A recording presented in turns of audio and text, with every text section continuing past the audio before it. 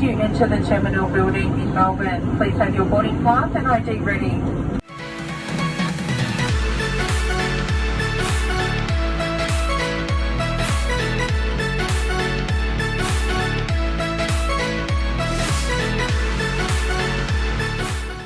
G'day One Watt Flyer Squad, welcome back to another Thursday trip report. Today's video is a bit different. This wasn't recorded by me, rather it's my friend Luke who was on his way to Dubai. Today he's flying Jetstar A320 economy class from Adelaide to Melbourne. It's his first flight of the trip to Dubai. So thank you so much Luke for providing me with this amazing footage. So first of all, leg room isn't too bad, it's 29 inches on Jetstar. It does feel a bit wider than 29 thanks to the absence of magazines and menu in your seat pocket. Every seat comes with a cheap plastic coat hook. We're now ready for takeoff at runway 23.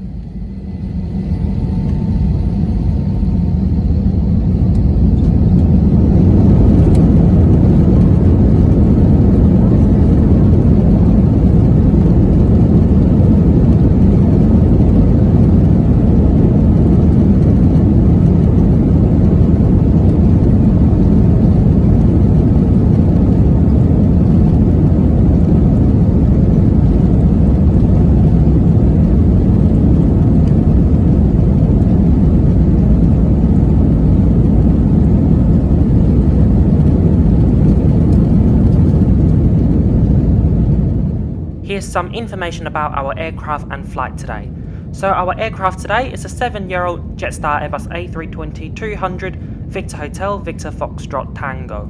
Flight time to Melbourne today is 55 minutes. Face masks are mandatory on all flights to and from Melbourne. You can grab those for free at the boarding gate. Alternatively, you can ask the cabin crew for a face mask and hand wipes. This flight took place when a parafield cluster in Adelaide just occurred. Many states and territories in Australia closed their borders to South Australia. Victoria is an exception, and it is for this reason this flight was a full one.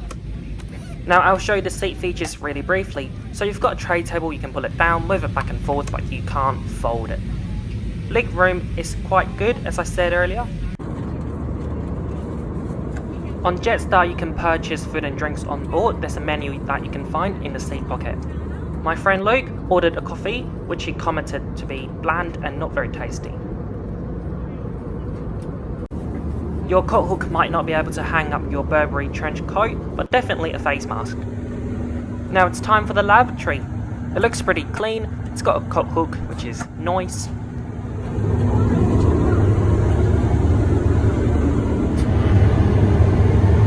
Once you enter the terminal building in Melbourne, please have your boarding pass and ID ready. So Luke's neighbour became sick during the flight, so the lovely cabin crew moved him to a free roll towards the back of the plane and offered him a new face mask and hand sanitizer.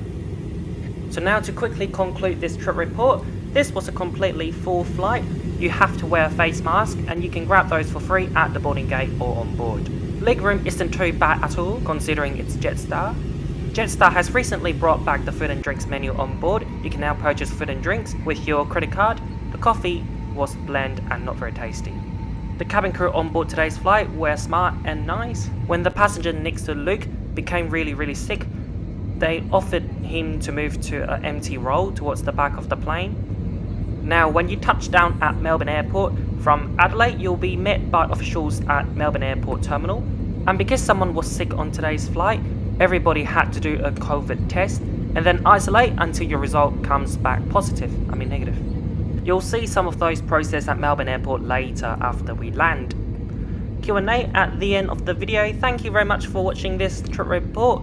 I know it's a bit different to the normal ones that I do, but I still really appreciate Luke for providing me those amazing footage, and I hope you enjoyed watching this one too. See you later in the Q&A.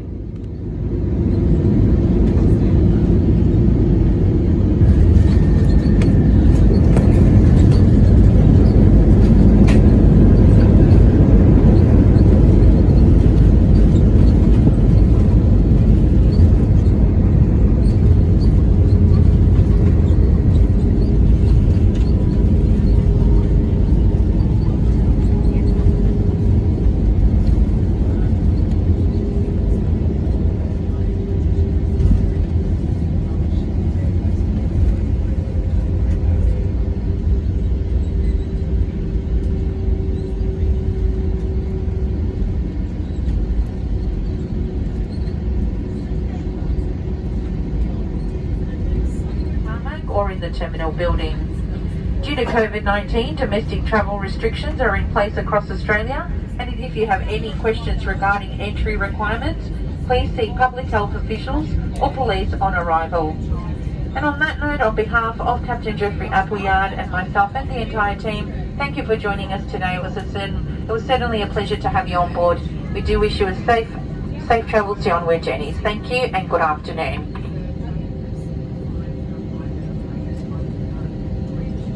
Cabin crew, disarm the doors, thank you.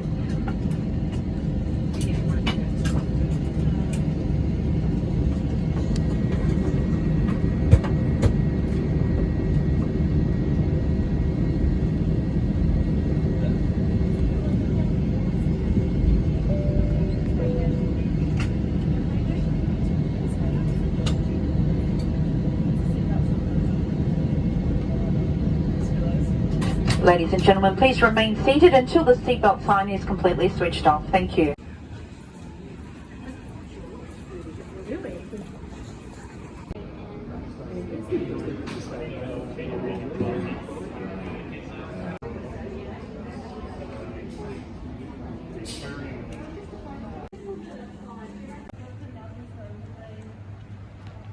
G'day One More Fly Squad. Welcome back to another Q&A. It's been a while since I've done this one. It feels a bit weird.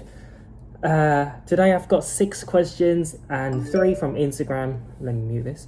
3 from Snapchat. Let's begin with Mr. or Miss Hahu. Are you planning to visit more states in Malaysia?